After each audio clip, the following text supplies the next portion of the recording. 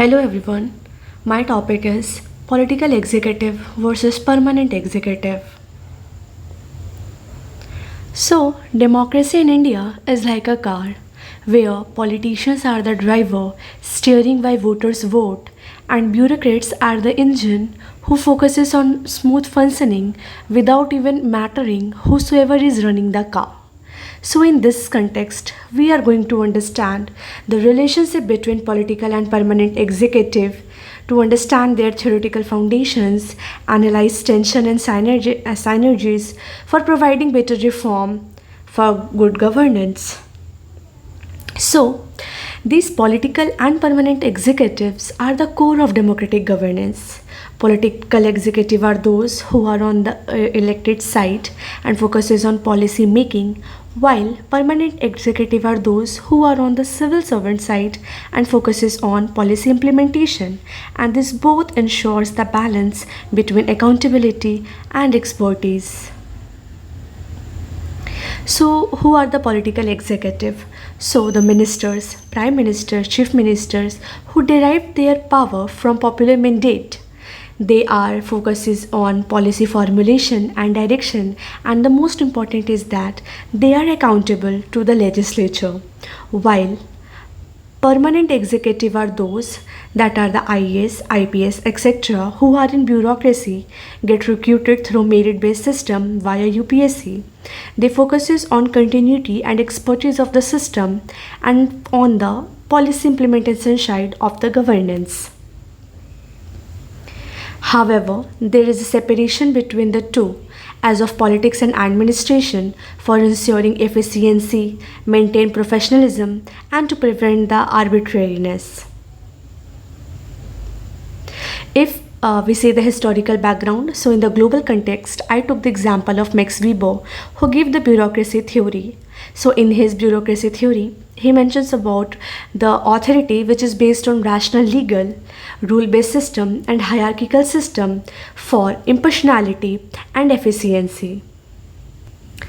In context of India, we have ICS during the British rule, that is the Indian Civil Service, where the East India Company overthrown by the Indian Civil Service. However, there is no Indian in the system because India was colonized by the Britishers. Regulating Act of 1773, which also establishes a centralized executive board. Then we have merit-based civil service system, also known as Northcote Trevelyan system, where ensures the recruitment of civil servants based on merit. Then we have Government of India Act 1858, which totally overthrown the company rule and establishes the concrete Indian civil system in the country. If we see in the post-independence development, then we have all India service under Article 312 of our Constitution. Sardar Vallabhbhai Patel called this article as the steel frame of the country, which focuses on the nation building and continuity amid any political change.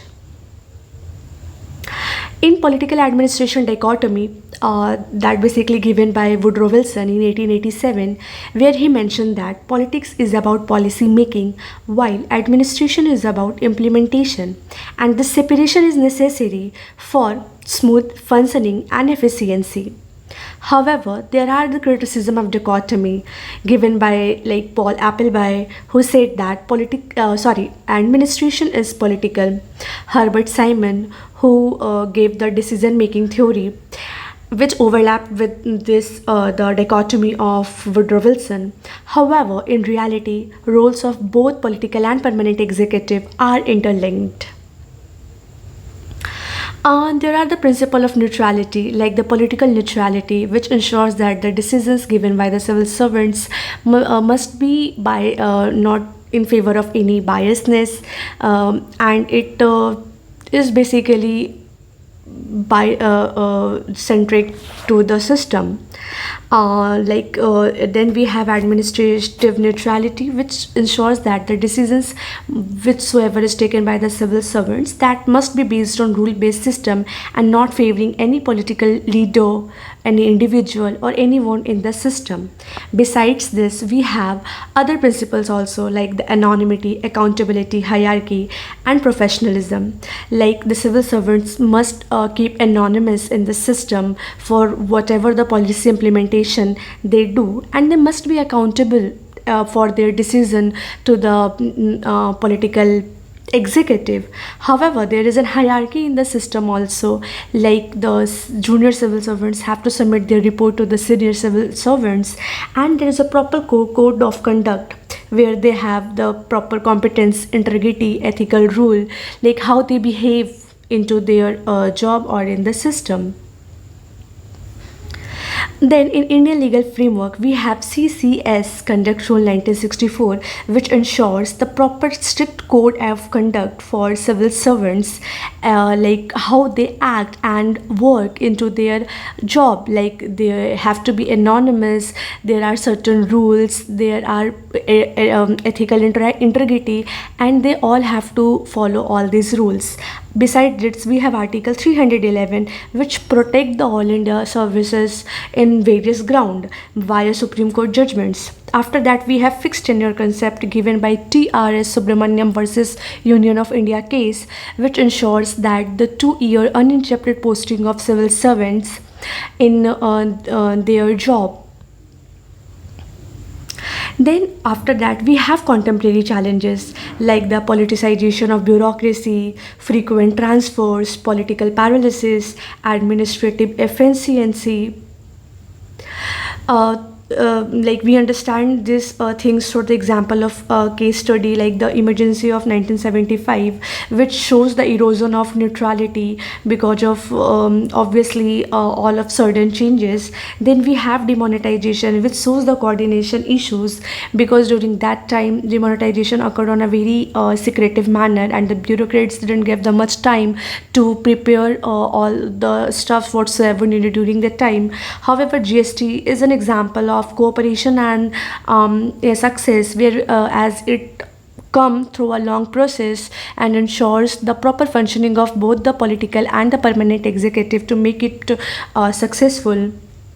However, there are federal issues also, like the center state tensions, Delhi LG versus government, administrative conflict. But also for all the challenges, there is a reform which is needed. Like we have civil service boards, fixed tenure, performance based evaluation, and the most important is that mission Karma Yogi for training reform. There are recommendations for like the strengthening neutrality, reduce political interference, enhance accountability, and to promote the transparency. So at the end, I want to conclude that the relationship between the both political and permanent executive are very vital in democracy for proper balancing, for continuous reform, and the most important is that for effective governance. So this is all about from my side for the topic political and permanent executive in the country. Thank you.